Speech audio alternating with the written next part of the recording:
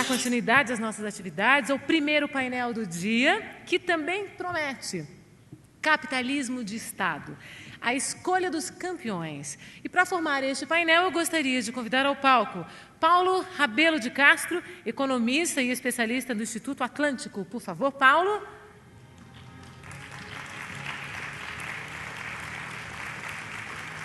Convidar também o Eduardo Martí, diretor-geral da Fundação Junior Achievement Argentina.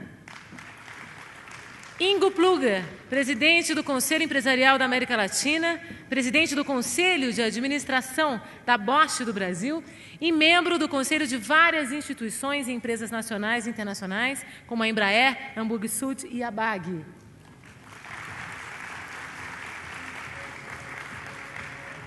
E para mediar este painel, Hélio Beltrão, que já está aqui presente. Mas antes de passar a palavra ao Hélio, nós teremos uma breve introdução ao tema, feita pelo diretor de comunicação do IFL São Paulo, Pablo Cavalcante, que também gostaria de convidar ao palco. Por favor, Pablo.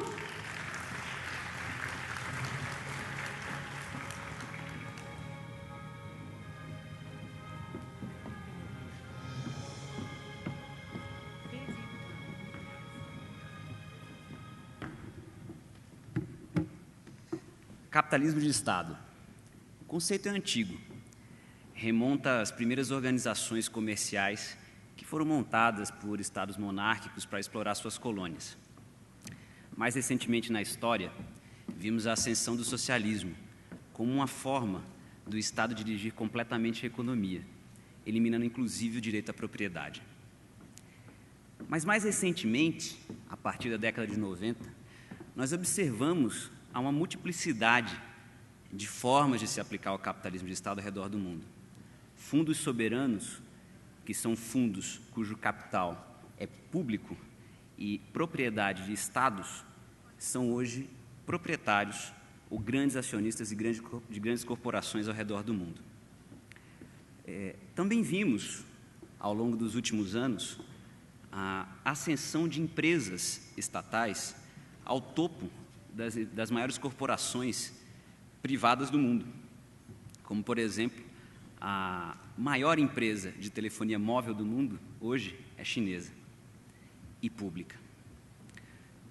Não obstante, temos identificado, no Brasil, a escolha de empresas para serem fortemente financiadas pelo Estado, na conquista de um espaço relevante no cenário mundial.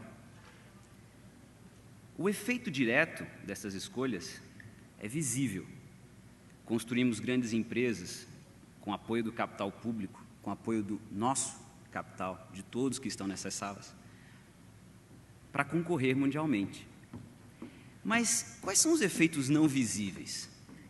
Ao se escolher uma companhia em detrimento de outras tantas, o que acontece a todas estas outras iniciativas? Como elas prosperam num ambiente em que o Estado escolhe quem deve e quem não deve prosperar? É para discutir um pouco desse assunto que trazemos esse painel e que eu gostaria de dividir com vocês nesta tarde. Muito obrigado. Vou começar com o Paulo, por favor, Paulo. Temos 10 minutos para cada um. Boa tarde a todos e a todas. É um prazer estar aqui neste primeiro encontro de ideias em movimento, uma excelente expressão encontrada pelos organizadores, porque é de ideias que o Brasil e as pessoas que aqui residem precisam para movimentar as suas vidas, realizar os seus sonhos e, como já disseram aqueles que me precederam muito bem, inclusive o próprio governador do estado de São Paulo, Geraldo Alckmin, nós precisamos, antes de mais nada, na conjuntura atual, de empreendedores, realizadores de sonhos. E nada mais difícil do que a realização de sonhos em ambientes adverso aos sonhos ou adverso aos sonhadores.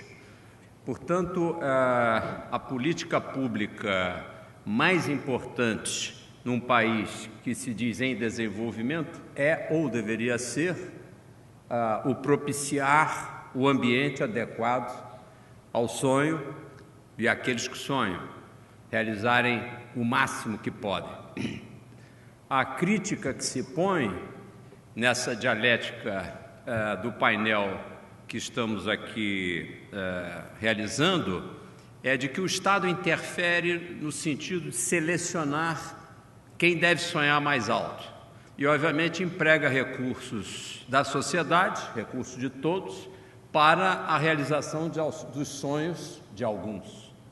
Esses alguns são bem poucos, e se eles, realizando esses sonhos, pudessem abrir portas para a realização dos sonhos dos outros, e se esses outros fossem milhares, ou se possível milhões, poderíamos até estar de acordo. O que se vê, entretanto, é que há mais do que uma supressão dos sonhos dos demais. Há um carreamento de recursos do grosso da sociedade através de um sistema tributário que no Brasil está numa situação de paroxismo. Eu prefiro a palavra mais curta, de manicômio, e através desse manicômio tributário poder realizar, portanto, o financiamento das propostas empreendedoras de alguns elementos selecionados. Mas não se trata só, como mostrou a Juliana, aliás, muito bem-humorada e muito inteligentemente com o seu ET que queria empreender e bateu as portas, na realidade bateu na parede do BNDES. Antes fosse apenas uma distorção localizada no nosso Banco Nacional de Desenvolvimento Econômico e Social. Muitos já bateram na porta, eu até também já tive a oportunidade de bater na porta do BNDES por 2 vezes e não ter sido, por acaso, atendido. Numa delas, isso não estava previsto, mas ao encadear raciocínio, às vezes a gente, meio que psicanaliticamente, começa a se lembrar de coisas. Uma vez eu fui impedido de subir, porque representava o sonho de resgate de uma grande companhia aérea cuja morte foi decretada pelo governo, embora continuem os seus clientes, na realidade, os seus funcionários, credores do governo, numa ação já ganha em nível do STJ e que hoje vale, como valia à época, mais do que o passivo da grande companhia. Não vou dizer, porque eu não vou fazer propaganda do passado, mas é do mesmo estado de onde veio o Paulo Ebel. Como eu representava a população daquela companhia, eu fui impedido de subir para dialogar. Portanto, esse negócio de bater na parede, às vezes acontece não figurativamente, mas ocorre literalmente. E é um pouco, talvez, dentro desse espírito que eu gostaria de convidar vocês, que são a plateia, mas que devem ser, na realidade, os protagonistas, os atores, principalmente tendo em vista a idade média que aqui está, para que, ao lado do trabalho intelectual, ao lado do posicionamento filosófico, nisso cumprimento a todos na figura do Juliano, que tão bem se expressou sobre a filosofia de se inconformar, sobre a filosofia de se indignar e de se posicionar, que vocês empreendam também esse inconformismo. O empreendimento do inconformismo faz parte da missão de um jovem brasileiro, de uma jovem brasileira no século XXI. Eu diria que essa ação inconformista que está sendo empreendida aqui e que tem que ser levada a foros cada vez mais largos, passar pela internet, ser compartilhada, ela assume proporções gigantescas e precisa da ação de cada um de vocês. Tendo em vista o aparente rigor desse horário todo, eu vou deixar de apresentar o que eu trouxe audiovisualmente, ou melhor, visualmente, que estava ali, sobre o Brasil, a agenda de um avanço acelerado, deixando para os curiosos entrarem www.brasileficiente.org.br, mas eu gostaria de me referir a um dos realinhamentos que foram apresentados há alguns dias numa grande reunião a que estava presente o nosso governador do estado de São Paulo, outros governadores de, inclusive, corte e pensamento pró-liberal, eu diria, como o governador Anastasia, e outros que até são liberais sem reconhecê-lo, como o governador Eduardo Campos, que já aderiu ao movimento Brasil Eficiente, não por ser liberal, mas por reconhecer que o primeiro dos realinhamentos, a que não me referirei mais do que com essa breve menção, é no Brasil, e essa é uma questão que deve nos mobilizar a todos, a questão do excesso tributário, daquilo que eu chamo de manicômio tributário, porque ela é a representação mais clara da usurpação do direito do cidadão de saber exatamente o que paga, na realidade quanto paga, porque os tributos não têm qualquer transparência, diferentemente da maior parte dos países civilizados, e muito menos a que se destinam e com que eficiência eles são empregados. Esse aí se referem ao segundo e ao terceiro realinhamentos dessa política macroeconômica que eu apresentei a governadores, senadores, etc., no bojo da nossa proposta objetiva de o Brasil se encaminhar para ser uma sociedade realmente de oportunidade para todos. Queria me referir ao quarto realinhamento, que e é mesmo para provocar, principalmente o Rodrigo Constantino, que está ali, a da socialização da riqueza nacional. Se nós quisermos realmente cativar os ouvidos, para além das 57 pessoas que estão aqui reunidas, e nós termos realmente 57 milhões de indivíduos entusiasmados com a nossa causa, nós temos que falar dos interesses deles e não apenas das nossas próprias convicções. Nós temos que, de alguma forma, politizar o nosso discurso. Politizar o discurso não significa dizer aquilo que o outro está interessado em ouvir, mas fazer a tradução das nossas convicções para os interesses dos interlocutores.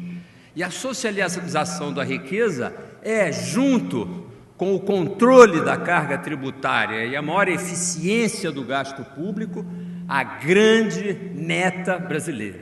E por quê? Vou dar agora a boa notícia. O Brasil é um país indecentemente rico.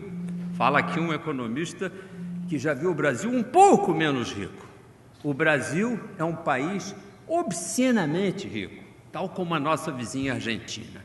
E isto representa um grave problema potencial para os próximos anos. Primeiro, porque exatamente como dizia o tema desse painel, a tendência é que o governo interfira para socializar esta riqueza ao contrário, ou seja, dedicá-la aos poucos que têm acesso a tudo que eles primeiro arrebanham do trabalho comum e depois entregam para uns poucos desenvolverem. E falo em particular do caso das nossas jazidas petrolíferas. Ainda não conseguiram fazer agricultura urbana, talvez por causa das características mais atomizadas da produção rural, tanto aqui como em qualquer país do mundo, inclusive nos gulags soviéticos, era muito difícil realizar aquilo com comissários do povo. Sorte da nossa agricultura, sorte do Brasil, porque uma parte desta riqueza ela está mais bem distribuída, apesar de dizerem que é no setor rural que as coisas acontecem com má distribuição, pois não é bem assim, é onde ocorre ainda uma distribuição mais bem organizada. A socialização da riqueza, entretanto, e já que vou terminar os meus 5 minutos, deixo apenas como provocação para vocês, tem que ser realizada numa tacada principal, e que pode servir, em próximos Ideias em Movimento, como um tema para ser discutido e aprofundado, que é a desestatização da poupança no Brasil. A desestatização da poupança pode, de certa forma, surpreender a muitos. Se a poupança, por acaso, é estatizada no Brasil, pois é, ela é mais estatizada do que tem sido ao longo dos anos a produção industrial, da siderurgia, da petroquímica, desses setores que foram desestatizados ou privatizados. O Estado detém uma mão de ferro sobre as formas de transportar a riqueza do presente para o futuro. Numa palavra só, numa lembrança só, qual é a parte do governo nos salários dos indivíduos? Começa com um desconto de 8% para o INSS, isso é uma poupança do indivíduo que supostamente se transportará para o futuro sob a forma de um fundo, só que fundo não é, ela é imediatamente despoupada, por assim dizer, porque algum idoso gasta imediatamente em consumo aquilo que deveria ser amealhado sob a forma de um pecúlio, portanto, de um investimento. Somos uma sociedade, portanto, em que o indivíduo é levado a pensar que ele está poupando, mas a sociedade, através do poder público, transforma o seu ato de poupança numa outra coisa qualquer. Só que não é assim. O empregador deste indivíduo, que já recolheu 8%, recolhe mais 20%. E pelo próprio valor dessa percentagem, 20%, já se vê que já passa da contribuição para um nível meio que de usurpação, porque nenhuma poupança são 28% daquilo que o indivíduo faz ao longo de um mês. Já é uma percentagem extremamente elevada. Não obstante isso, há mais 8% de um fundo de garantia que supostamente também é investido, desta feita pelo governo e de forma orientada e que rende uma taxa que o governo dita, TR mais 3, quando ninguém recebe TR mais 3 em lugar nenhum. E ao longo dos anos, das décadas, o Brasil tem recebido os brasileiros trabalhadores têm recebido uma taxa de remuneração no FGTS que usurpa o direito de ele livre escolher onde ele quer fazer o seu fundo indenizatório por garantia de tempo de serviço. São usurpações canalhas do direito de um indivíduo selecionar os seus investimentos. E são milhões de brasileiros que estão nesta condição. Curiosamente, o governo acaba de aprovar o FUNPRESP, que é o fundo que amelhará recursos para os servidores públicos. Antes que digam ou pensem que estou criticando o FUNPRESP, uma excelente iniciativa que começa a recuperar o buraco negro da gestão de recursos públicos no Brasil. Paulo, mas não curiosamente, já termino e concluo, é primeiro para o servidor público. E onde está o FUNPRESP do povão? Ainda não foi pensado. Cabe a vocês pensarem sobre essas e outras temáticas que dão, de alguma forma, uma dimensão muito mais pragmática para aquilo que se está discutindo aqui. Mais pragmática, mais bilionária, aliás, até em alguns casos trilionária, como o caso da poupança, que é completamente estatizada e sobre a qual falei apenas sobre alguns ramos principais. Quero concluir da seguinte forma: existe solução para cada um dos problemas que apontei. Se houver oportunidade, inclusive, vou dar indicações disso. É muito importante e isso faz parte da liberdade humana, que aqueles que são críticos apresentem soluções e tentem apresentar caminhos. Não é suficiente criticar, é preciso também construir, propor e direcionar. É liberal também fazer uso da inteligência para apontar caminhos. E é nessa esperança que eu estou aqui hoje para dialogar com vocês e parabenizar aos organizadores desse encontro. Muito obrigado.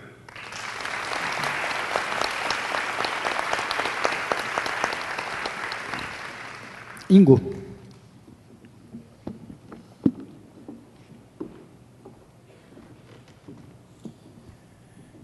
Boa tarde.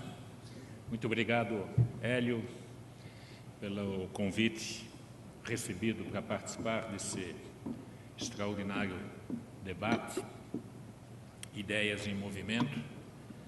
Fiquei muito impressionado por aquilo que eu hoje aqui já ouvi, partindo da presidente do IFL, do governador, do nosso filósofo, que aqui nos trouxe uma outra perspectiva de encarar a temática, os problemas e as soluções, e agora o nosso querido Paulo Rabelo de Castro, com o qual eu já tenho tido o prazer de ter participado em alguns debates.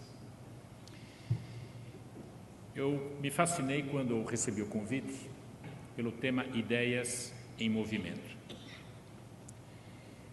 Nos meus estudos, há alguns anos atrás, eu participei de um grupo de inovação e criatividade e a gente aprendeu de que o processo de inovação começa com o enunciado do problema.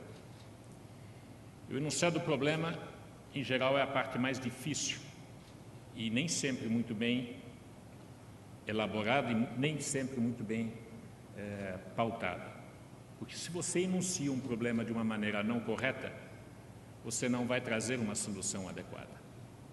O segundo passo, a criação das ideias. Se você não tiver um ambiente de liberdade, se você não tiver um ambiente de estímulos, as suas ideias que você gera, que você leva, elas serão tolhidas, elas serão pequenas, elas não serão grandes. Como o Paulo falou, você não consegue trazer sonhos ao seu redor. E esse é um processo muito delicado, o momento de trazer ideias, porque é um momento onde você não pode criticar, você não deve criticar. Como um dos grandes iniciadores dos métodos de criatividade, Osborne dizia deferent judgment, você deve colocar o julgamento a posterior. E aí você escolhe o direcionador das suas ideias. Ideias em movimento podem ser ideias em 360 graus de um tema que você coloca. Vai resolver? Você precisa de critérios que você escolhe para direcionar essas suas ideias. E esses critérios são o que Jeff aqui colocou, seus valores. Qual é o valor que você coloca dentro deste processo? E esse valor vai depender daquilo que você acredita, naquilo que você pautua. E a partir desses valores é que você faz a escolha final.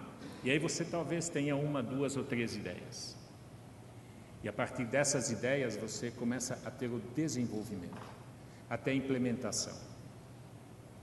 No processo de inovação, isso pode levar horas, isso pode levar dias, pode levar semanas, anos, décadas. Mas esse é o processo. E não há outro processo no ser humano de você criar mudanças e inovação se você não partir do enunciado de um tema, do enunciado de um problema. E se você não dá a base para que as ideias possam surgir e ser colocadas em liberdade e postas de tal maneira que você possa estimular outras ideias.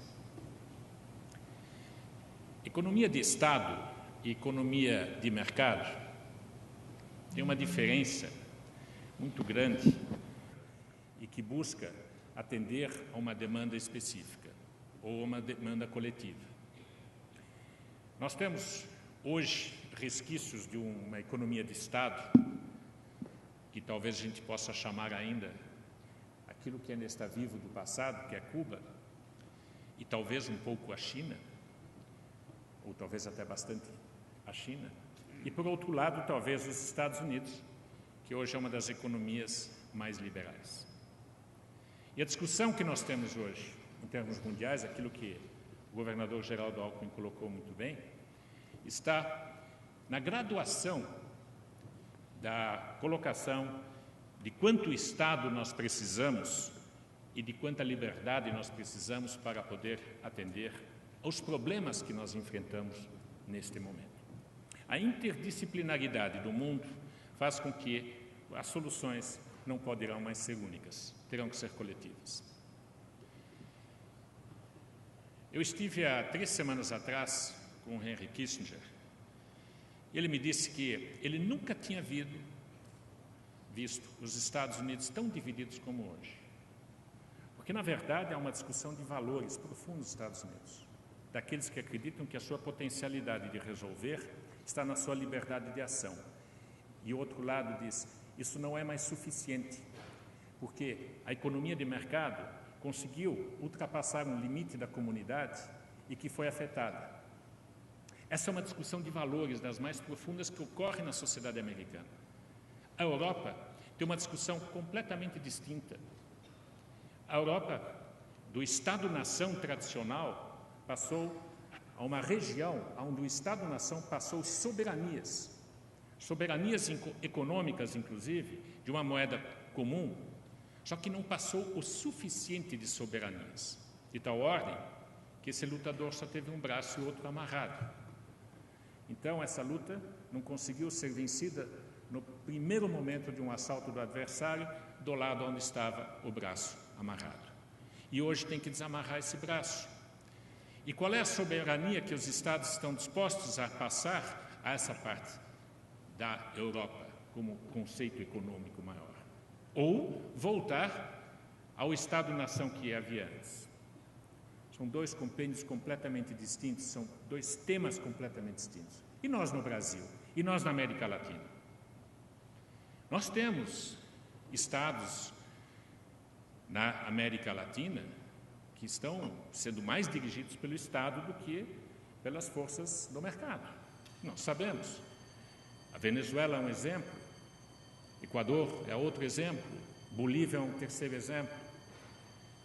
Houveram evoluções nesses países que justificaram determinadas atividades, cada um dentro do seu contexto histórico, mas a grande questão é se isto é que vai resolver, é desta forma que vai ser resolvido.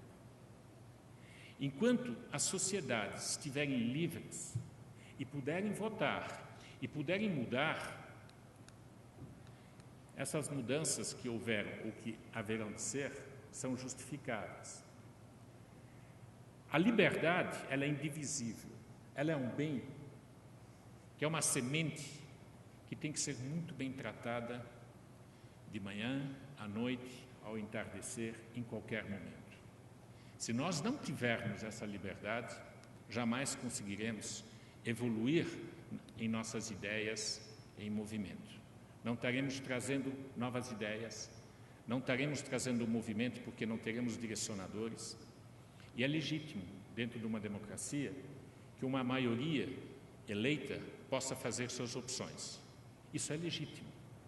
E é legítimo também nós mudarmos esse governo se assim o acharmos por correto. Portanto, a responsabilidade disso que nós aqui encontramos hoje é exclusivamente nossa. Está em nossas mãos mudar, se nós quisermos, e em nossas mãos o destino de dar continuidade àquilo que a gente acha por bem. Muito obrigado.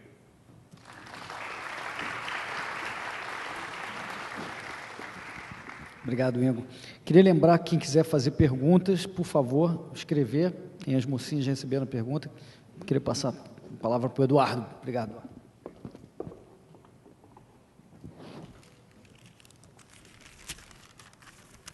Boa tarde. É gran honor para mim haber sido convidado por el Instituto de Formação de Líderes. É um privilégio.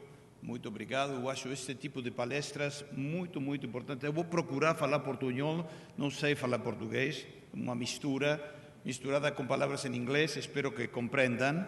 Se não compreendem, pongan cara de não. Eu vou procurar falar em francês, aí por aí compreendem. O título desta palestra é Um país em busca, um país sin privilegios. Si ustedes piensan en este título, la pregunta es, ¿quién está otorgando los privilegios? Y la respuesta es el Estado, el gobierno. La siguiente pregunta es, ¿por qué está otorgando privilegios? porque es culturalmente aceptado. ¿Por qué es culturalmente aceptado? Porque a gente pensa que es o correcto, que es lo que es éticamente correcto, Molinó, pero lo opuesto. Es decir, la idea que está basado en esta idea que necessity creates rights. La necesidad crea direitos. O como falava Sarney, eu me lembro, quando a primeira invitação do Instituto de Estudos Empresariais, tudo pelo social. O la idea de que la riqueza está fixa, que não se pode criar, como aconteceu durante toda a história do mundo. Pero no comprenden que hace 4 siglos el hombre descubrió la forma de crear riqueza. Wealth creation. A riqueza puede ser creada. Pero ¿qué se necesita? Un marco jurídico que permita que el emprendedor florezca. Florezca. Si el marco jurídico no permite que el emprendedor florezca, el emprendedor va embora. ¿Onde? Los Estados Unidos, a Canadá, Australia. Por eso está lleno de brasileros, embora. Por eso está lleno de argentinos que va embora. Porque el marco jurídico no permite. Eu sou o diretor da Junior Achievement Argentina. Eu sei que estou formando entrepreneurs? Não. Eu dou palestra para 60.000 alunos por ano. Estou formando emigrantes. ¿Por quê? Eles têm todos os skills. Quando eles descobrem que a Argentina não é um lugar apto para o empreendedor, ¿por quê? Porque está Cristina, porque está o big government, então vai embora. Qual é o melhor governo? Obrigado. Qual é o melhor governo? Talvez uma definição poderia fazer o governo que governa pouco, poderíamos falar, mas teríamos que falar um pouquinho mais deeper. E que é isso? O governo precisa fazer bem algumas coisas, as coisas para que foi concebido, e não precisa fazer nada das coisas para as que não foi concebido. O governo deve defender-nos dos bandidos e administrar justiça. Essas funções podem ser feitas privadamente? Poderíamos buscar formas. Mas se queremos buscar uma justificação para o governo tem que nos defender dos bandidos, tem que administrar justiça. O governo pode administrar os ferrocarriles, o governo pode administrar las oil companies Petrobras? Não foi feito para isso. A gasolina sirve para que o carro funcione, mas se ustedes toman gasolina, isso não vai dar. Não é a função da gasolina simplesmente servir de alimento. Obrigado. O governo debe arrestar a los criminales, debe impartir justicia, debe administrar empresas, no. Cuando administra empresas, pasan una de estas cosas. O tienen monopolios ineficientes y cobra una tarifa demasiado alta a lo que sería el mercado, o tienen déficits. Si tienen déficits, simplemente quiebran como cualquier empresa privada. No quiebran. Impuestos, endividamiento o inflación. Eso es lo que normalmente acontece. El intervencionismo es cuando el gobierno avanza sobre las funciones específicas, interfiere en los precios, fijando precios máximos o precios mínimos. En Argentina ahora fijaron precios máximos al dólar, desaparecen los dólares. Fijan precios máximos a los aluguéis, desaparecen los aluguéis. Fixan precios mínimos a los salarios, provocan desempleo. Impiden, ponen una tasa a la tasa de cambio, impiden el comercio exterior. o empresário tem a função de obedecer aos consumidores. Eu posso poner um negócio de venda de records, discos, e posso vender a Rachmaninoff ou a Chopin, pero o mercado vai querer a Sting, a Madonna, a Bono, a Cristina Aguilera, a Caetano Veloso. Son los mecanismos de precios, son los consumidores, son ustedes los que van a decir qué es lo que quieren ser fabricados, cuánto, cómo, dónde.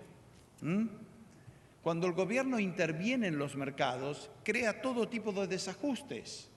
¿Por qué el remisero que me trajo desde el aeropuerto hasta el hotel gana $600 por mes, cuando el de New Jersey gana $6,000 por mes?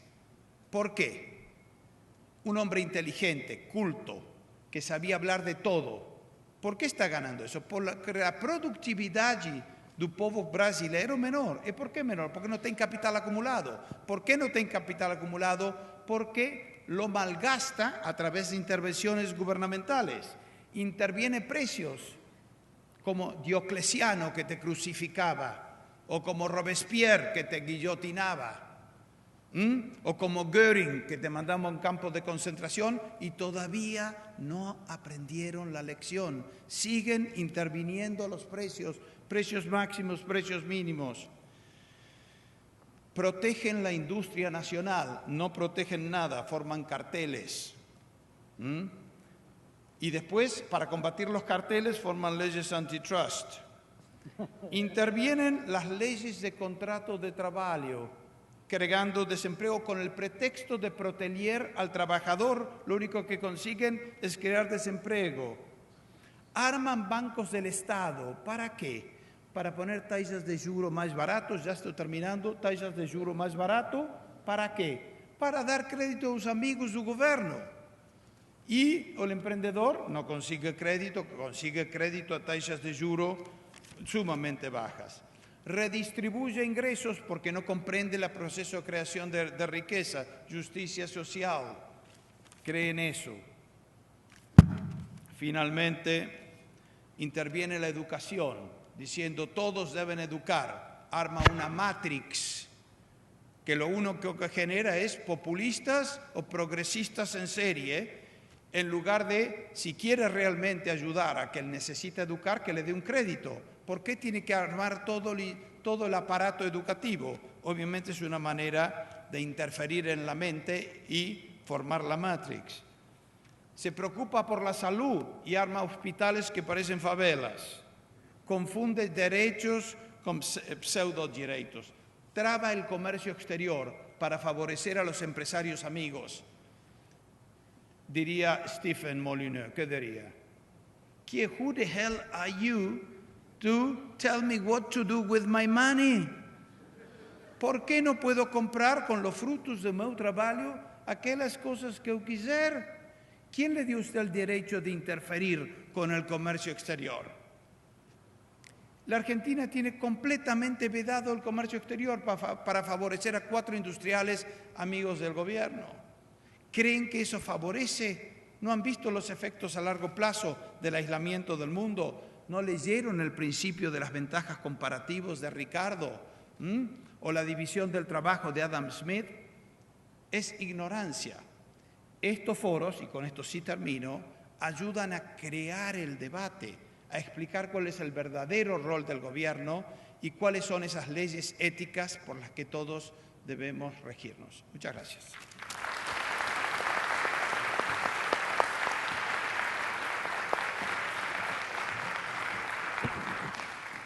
Obrigado, Eduardo. Nós temos 13 minutinhos para perguntas. Eu queria começar aproveitando um gancho que o Paulo colocou na palestra dele, sobre... o Eduardo elencou aqui todas as funções que o governo tem feito e que têm sido muito danosas para a economia, intervencionismo, privilégios, etc. E nós, pelo menos os que estamos aqui, queremos formas de resolver esse problema. O voto, aparentemente, não tem ajudado muito nos últimos tempos. O Paulo sugere também a gente pensar no interesse de quem está lá, transformar a nossa linguagem, tentar convencê-los, né, disso. Mas o problema é que o governo tem uma máquina que defende seu próprio interesse, tem uma vida própria, os empresários, que são os líderes que podem fazer esse tipo de trabalho, se sentem coagidos, porque a qualquer momento o governo pode criar uma nova regra qualquer e eles são compelidos a obedecer. Então, não me parece que essa seja uma solução que efetivamente nos vai levar a uma redução do governo, nós tentarmos convencê-los a diminuir seu próprio poder. Eles dificilmente vão fazer isso. Queria que todos comentassem, vamos começar pelo Paulo. Eu discordo na medida, Hélio, em que o governo já percebe no Brasil, pelo menos no Brasil, que a sua política de excesso de intervencionismo é, antes de mais nada, paralisante do próprio crescimento. Para não ir mais longe, em benefício das pessoas que eventualmente não estão no Brasil aqui sempre, no ano passado crescemos bem menos do que a Argentina com todos os seus problemas. É verdade que a Argentina quebrou em 2001 e, portanto, tem um espaço e vem de uma base de crescimento mais baixa. Mas, não obstante isso, e não obstante todas as imensas distorções muito bem apontadas pelo Martí, aqui no Brasil nós estamos com densas disfunções econômicas muito bem malocadas, como se diz na gíria, muito bem camufladas. E o Brasil está comprando estagnação nos próximos anos, se não mudar a sua mentalidade dentro do próprio governo. E acho que nós, que nos achamos arautos de alguma verdade qualquer, excepcional, que nós devemos sair das nossas próprias cápsulas, repito aqui, embandeirarmos através de alguma movimentação um pouco mais pragmática e irmos para cima do governo, dialogarmos com o governo, fazermos pública esse diálogo. Eu, há 3 semanas atrás, fiz a minha parte, fui lá entregar um trabalho de 140 páginas ao ministro Guido Mantega. Vai haver uma outra discussão que, em virtude dessa aproximação, foi marcada para o próximo dia 4 de julho. Eu não sei se o dia 4 de julho, apesar de ser a data da independência americana, vai ser a data da nossa independência. Mas, pelo menos, será a data em que mais um esforço será feito por uma parte pensante da sociedade, e nós somos a parte pensante privilegiada pelas informações que temos, e, portanto, eu acho que, sim, temos que combater pelo lado de fora, através da informação à sociedade, coisa que muitos de nós aqui fazemos, através das mídias, das diversas mídias, e cada vez mais. Informar ao público o quanto ele paga, por exemplo, de tributos, que está também muito bem camuflado, mas é preciso ser continuamente denunciado. Mostrar que este governo, na realidade, a maior parte dos governos que arrecadam demais, eles incentivam e propiciam corrupção. A corrupção é uma filha direta do excesso de arrecadação. Nenhum governo que tem arrecadação módica é tão corrompido quanto aqueles que têm excesso de recursos. Portanto, atacando o excesso de arrecadação, nós atacamos também as fontes da corrupção dentro do setor gastador da sociedade. E, finalmente, também não condenar todos que estão no governo, porque, inclusive, muitos de nós ou estamos, ou somos, ou já estivemos candidatos ao governo. Nós temos que ter alguma esperança de que no governo haverá também quem possa ganhar uma eleição elevando o governo a uma condição de comportamento ético. Eu acho que, portanto, nesse sentido, começa com a proposição de que eu vou dialogar com alguém que está no governo, considerando que aquele indivíduo tem a capacidade, pelo menos, de ouvir bons argumentos. Ingo, você quer completar alguma coisa? Eu queria colocar um contraponto, Hélio. Eu percebi que nós aqui estamos metendo o pau no governo, dizendo não é assim porque ele é ineficiente, ele é ineficaz, etc. e tal. Mas nós elegemos esses governantes. Nós somos governos. Então, eu quero fazer a contrapartida. Não é assim, no meu entender, que o governo não deva interferir. Eu vou fazer a seguinte pergunta. Existe uma tabela da SUNAB, lá dos idos, que qualquer um de vocês que for num bar ele vai ver um único produto tabelado, que é o pãozinho francês. E tem uma razão, e é o leite tipo C. Porque nenhum padeiro vai morrer de fome se ele vender a esse preço tabelado. Mas é uma interferência de governo que vai possibilitar muitas pessoas a comerem mais um pão e um pouco mais de leite. Esse é um item. O segundo item, uma interferência de governo. Eu fiquei imaginando o seguinte, eu faço parte do conselho da Embraer. Se aqui tivéssemos só colaboradores da Embraer, o nosso discurso seria esse? Nosso discurso seria esse? Provavelmente não. Provavelmente a gente diria, nós temos orgulho da Embraer, porque ela é portadora de tecnologia, nós desenvolvemos, nós fizemos, etc. Se você olhar a história da Embraer, é um incentivo de governo de ponta a ponta, até ela se privatizar. E foi bem ela ter feito isso. Se você olhar o Banco do Brasil, que é um banco estatal, você vai dizer, para que nós vamos precisar de um banco estatal? Se você olhar em determinadas regiões do Brasil, onde não tem banco, só tem uma agência, provavelmente você vai encontrar uma agência do Banco do Brasil. Por quê? Porque economicamente não é viável você ter uma agência nessa área. Mas socialmente é importante ter. Então o Estado tem essa função. E chego a outro. Se alguém aqui tem filhos de 9 a 10 anos, e o filho vai querer fazer uma locação de um filme, o pai vai mandar ele buscar o filme, sim, se ele tiver certeza que ele não tem acesso a determinados filmes pornográficos, porque existe uma lei que proíbe a pessoa que tenha uma loja de filmes, uma locadora, que possa vender ou emprestar este filme ao menor de 18 anos. E são leis, são regulamentos dentro do mercado. São necessários. Por quê? Porque nós achamos que assim deve ser. Então, o Estado recebe autorização, autonomia, sim, para interferir em determinados momentos, em bem ou fazendo uma resposta a nossos próprios valores. Voltando ao seu ponto agora em relação à economia doméstica. O Brasil optou, depois da nossa situação em 99 do câmbio, em ter um câmbio flutuante. E o governo Lula e depois o governo da Dilma mantiveram esse princípio de termos um câmbio flutuante. Ora, em setembro do ano passado, houve uma decisão da equipe econômica de manter o câmbio flutuante, mas montar uma defesa contra a desindustrialização brasileira e começar a trabalhar em relação a políticas setoriais e algumas transversais.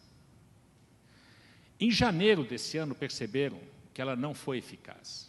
Por quê? Porque o câmbio era o problema número 1. Só que o Brasil podia fazer o que quisesse, ele não iria mudar essa situação, porque o problema estava nos Estados Unidos e na União Europeia, em relação à determinação dos juros, e em relação à atratividade do capital, em relação aos nossos juros internos. Foi aí que começaram a pensar numa intervenção cambial pelo Banco Central e outras coisas a mais. Então, se você disser errado, não pode interferir no câmbio, nós somos liberais, não pode, de maneira nenhuma. Nesse caso foi certo. Porque se não o fosse, muitas e muitas indústrias brasileiras continuariam a sair aqui do Brasil e ir para a China.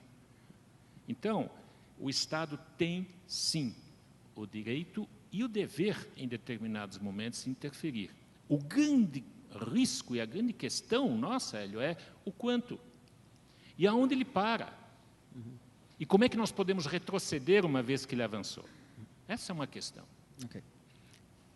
Como eu estou hoje moderador, eu não vou poder responder. Mas eu gostaria muito de poder responder. Eu vou passar a pergunta para o Eduardo responder. Basicamente, Eduardo, o Ingo disse o seguinte, olha, o governo tem diversos papéis. Por exemplo, no Brasil, o pão é tabelado, preço fijado, o leite também. Ele citou também a Embraer, nossa companhia de aviões, disse que o governo esteve presente em diversas fases e atribui o êxito da Embraer à intervenção governamental, leis contra pornografia, por exemplo, e até o tipo de câmbio também. Então, como é que você vê essa questão? Depois eu vou passar também para o Paulo comentar. Eu não sei se compreendi muito bem, mas eu acho que a pergunta é se as intervenções na economia são justificadas, especificamente o caso do pão, o caso do leite, em caso de combate à pornografia. Esse foi também? Também. Ok. Não, em economia tem que ver o curto prazo e o longo prazo. Se você quer ajudar, porque houve um terremoto, earthquake, em Chile, y fala así: movido por mi sensibilidad social, voy a poner precios máximos al aluguel de viviendas. No puede usted, capitalista inescrupuloso, especular en esta situación de necesidad para fijar o alzar o preço dos aluguéis. Isso acontece com os políticos muito seguido. Sinceramente querem ajudar ao pobre ou aquele que está necessitado, que está em dificuldades. Mas o que acontece? Se você fija o preço, quando o mercado diz que é 10 e você põe 7, a demanda aumenta. ¿Por quê? Porque agora é mais barato que o que o mercado está dizendo. A oferta diminui, porque os produtores marginais, aqueles que têm margens de rentabilidade pequenos, saem do mercado. Então, a oferta diminui. O resultado é escassez prolongada. A la inversa, el mercado da señales de rentabilidad, atrae capitales que inmediatamente solucionan el problema de la demanda. Lo mismo pasa con la leche. ¿Quiere más leche? No empiece a controlar, tiene que ser exactamente lo opuesto, lo mismo que el pan. Además, cuando usted pone un control de precios, los productores de leche dicen, fala para usted, sí, yo estoy subiendo el precio porque o preço do forragem está aumentando. Então tem que ir a controlar o preço do forragem, os abastecedores do forragem. E quando vai controlar os preços do forragem dizem, estou passando isso porque o preço da ração do comida. Então termina controlando todo o sistema de preços.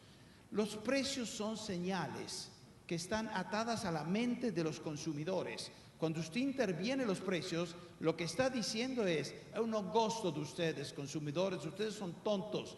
Yo voy, mi torre de cristal, tomar decisiones por ustedes.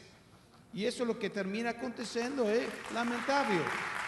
Escasea la economía, desaparecen los bienes. En cuanto a la pornografía, yo diría que no es una solución tampoco.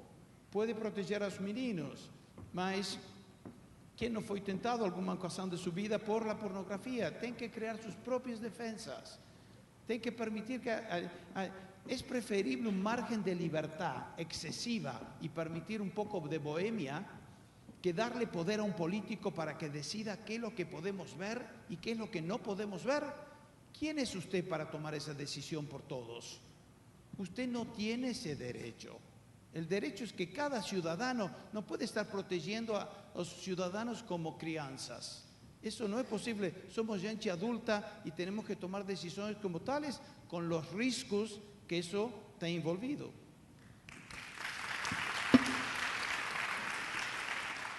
Ainda entrando um pouco no que o Ing falou, da democracia, que o governo, na verdade, somos nós. Eu até me lembrei daquele negócio que falava que dívida pública não é um problema porque é uma dívida com nós mesmos, então nada disso é um problema. Aqui tem uma pergunta que diz o seguinte, que é para o Ingo, mas eu gostaria de você comentar. Pela apresentação do Ingo, então a gente poderia acabar com as liberdades das minorias simplesmente pois um governo da maioria foi eleito? Né? Então, se o governo da maioria, se a maioria decidiu, né, através de um governo, então esse governo, em tese, pode exercer a ditadura da maioria, né, ele pode decidir trocar regras e etc. Então, como é que você vê essa questão aí que o Ingo colocou e que está na pergunta aqui? Mas a regra da maioria, em princípio, tem que preservar direitos da minoria. E é por isso que existe em qualquer sociedade organizada algo que aqui chamamos de Constituição, que são as regras que não são para ser mudadas a toda hora. São até mudáveis, de acordo com algumas regras de mudança, mas que não são nem discutíveis, nem mudáveis a qualquer minuto. É isso que você diz também para garoto pequeno. Olha, a regra que eu combinei, e em geral é até combinado com essa minoria, porque toda criança é uma minoria, não é? Ela tem que ser respeitada, mas ela tem que ter as regras, e essas regras têm que ser sempre implementadas. Acontece, e aí falando um pouquinho com a liberdade do conceito filosófico aplicado ao direito, a legitimidade formal, que é dada por uma maioria qualquer, não é ainda a legitimidade intrínseca, que é aquela que é, de certa forma, conquistada pela pacificação das mentes e dos corações. Ou seja, quando uma sociedade está em dia com ela mesma, que ela está realmente feliz, porque estamos todos em busca da felicidade, nós nem sempre precisamos da legitimidade formal para impor a lei. Ela é autoimposta, ela é autoaceita pelo comportamento quase exemplar de uma grandíssima maioria da sociedade. A isso se referiu Martí. O governo passa a ser aquele que eventualmente vai executar a justiça residual sobre aqueles poucos que precisam ser reorientados porque estão ainda, por algum motivo, transgredindo a lei. Nossa sociedade, entretanto, é extremamente desigual, ela é extremamente conflituosa, e é nesse ambiente, que é muito diferente desse ambiente ideal, que nós temos que trabalhar. Portanto, repito para os senhores liberais, hiperliberais, supraliberais e ultraliberais, que vocês aprendam a trabalhar com o imperfeito. Esse imperfeito é o imperfeito da Tsunami, a que se referiu o Ingo, até discordo dele no sentido de que convivi como economista agrícola durante anos e, Ingo, realmente esse problema da Tsunami precisava terminar onde terminou, fechando a Tsunami.